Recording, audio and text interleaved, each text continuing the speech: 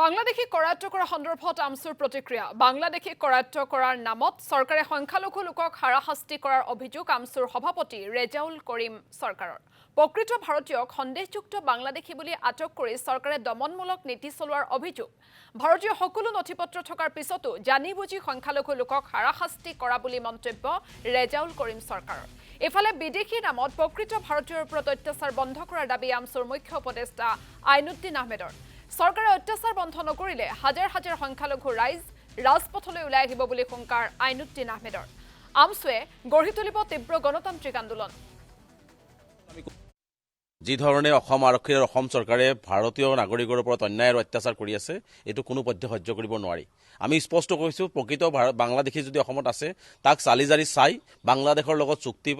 প্ৰত্যাৱৰ্তন চুক্তি কৰি তেওঁলোকক বাংলাদেশ প্ৰেৰণ কৰক তাত আমছুৰ সদায় সহযোগিতা থাকিব কিন্তু বাংলাদেশী বিতৰণৰ নামত যি ধৰণে অন্যায় আৰু অত্যাচাৰ কৰি আছে যি ধৰণে মানুহৰ ওপৰত চৰকাৰে আক্ৰোশমূলক দমন নীতি আৰম্ভ কৰিছে এইটো আমি কোনো পদ্ধতিতে মানি ল'ব নোৱাৰোঁ কাৰণ আজি চাওক বাংলাদেশী খেদাৰ নামত আজি এনআৰচিত নাম আছে আজি তেওঁলোকৰ সকলো ধৰণৰ পুৰণা নথিপত্ৰ আছে আধাৰ কাৰ্ড আছে ভোটাৰ কাৰ্ড আছে থকাৰ পিছতো তেওঁলোকক আজি মানুহক সন্দেহজনকভাৱে আজি বিভিন্ন থানাত আটক কৰি ৰাখিছে আৰু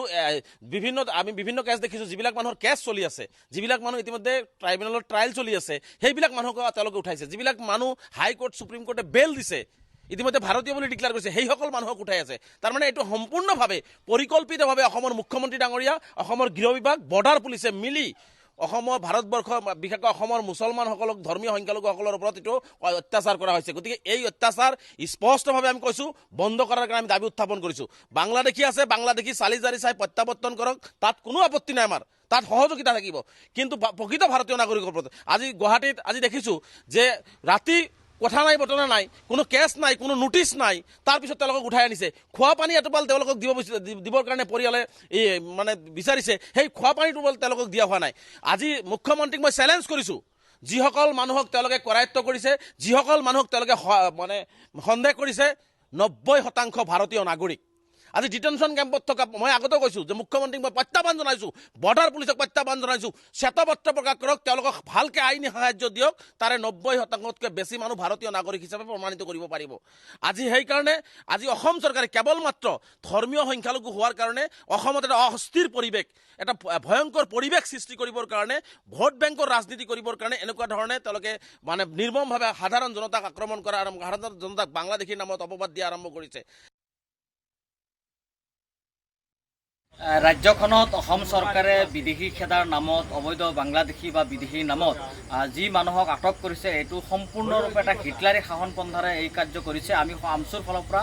তীব্ৰ ভাষাৰে গৰিহণা দিছোঁ চৰকাৰৰ এই কাৰ্যক নিন্দা জনাইছোঁ প্ৰকৃত ভাৰতীয় নাগৰিকসকলক যিটো হাৰত অত্যাচাৰ কৰা হৈ আছে এইটো চৰম দুৰ্ভাগ্যজনক কথা আৰু ইয়াৰ জবাব অসম চৰকাৰক দিয়া হ'ব